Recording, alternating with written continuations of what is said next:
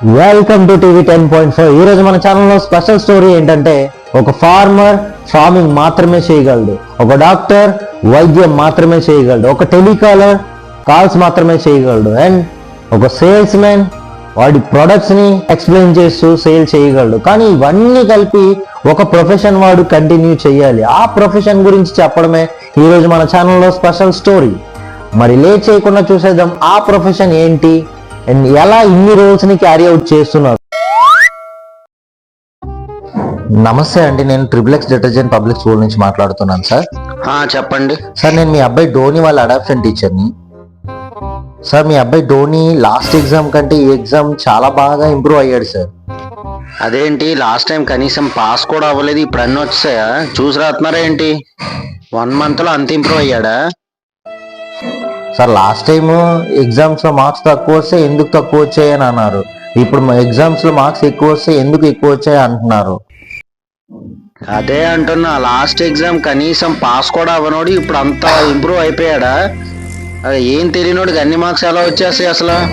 Sir, అయినా మా school పేరులోనే ఉంది sir, triple detergent public school. సబ్బులు రుద్దినట్టు రుద్దేస్తాం సార్ స్టూడెంట్ ని బాగా, అందుకే చాలా బాగా ఇంప్రూవ్ అయ్యాడు సార్. ఏంటో ఈ కార్పొరేట్ స్కూల్ నమ్మలేం. సార్ నమస్తే సార్, మేము ట్రిపుల్ డిటర్జెంట్ పబ్లిక్ స్కూల్ నుంచి వచ్చాము. మీ ఇంట్లో పిల్లలు ఉన్నారా సార్? అంటే ఎత్తుకెళ్ళిపోతారా? కాదు సార్, మీ పిల్లాన్ని కనుక మా ట్రిపుల్ డిటర్జెంట్ పబ్లిక్ స్కూల్లో జాయిన్ చేస్తే సబ్బులు రుద్దినట్టు బాగా రుద్దేస్తాం సార్. ఎల్కేజీలోనే మీ పిల్లాడికి ఆ నుంచి అబాకస్ వరకు అన్ని వచ్చేస్తాయి. 6వ తరగతిలోనే మీ పిల్లాడికి IIT mains and advance syllabus complete చేసేస్తాం సార్. 7వ తరగతిలోనే ఏఎఫ్ఎంఎస్ ఎయిమ్స్ లో సీట్ వచ్చేలా తయారు చేస్తాం సార్ పిల్లాన్ని.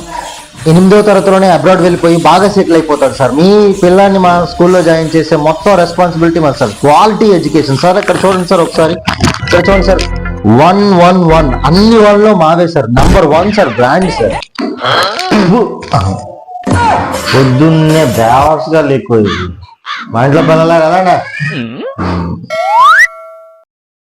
సార్. నమస్తే సార్, నేను ట్రిపుల్ డిటర్జెంట్ పబ్లిక్ స్కూల్ నుంచి మాట్లాడుతాను సార్. మీ పిల్లాడిది సెకండ్ టర్మ్ ఫీజు బ్యాలెన్స్ ఉండిపోయింది, కొంచెం తొందరగా క్లియర్ చేస్తే బాగుంటుంది సార్. ఎప్పుడు ఫీజు రికవరీ ఏజెంట్లకు ఫీజు కోసం తప్ప మరి వేరే దానికోసం ఫోన్ చేయరు మీరు, మీ స్కూల్ వాళ్ళందరూ. ఫీజు కట్టకుండా ఎక్కడికి వెళ్ళిపోతాం?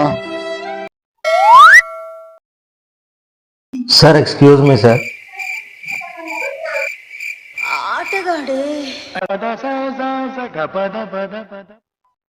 Sir, excuse me sir.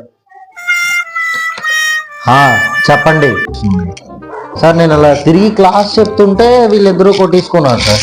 వీడికి సడన్ గా చూసేసరికి వీడికి బ్లడ్ వచ్చేస్తుంది సార్. పేరెంట్స్కి తెలిస్తే ఎంత ప్రాబ్లం. ఎలా అయినా ఇక్కడే డీల్ చేయండి. పేరెంట్స్ వరకు ప్రాబ్లం వెళ్లకుండా ఎలా అయినా ఇక్కడే కన్విన్స్ చేయండి.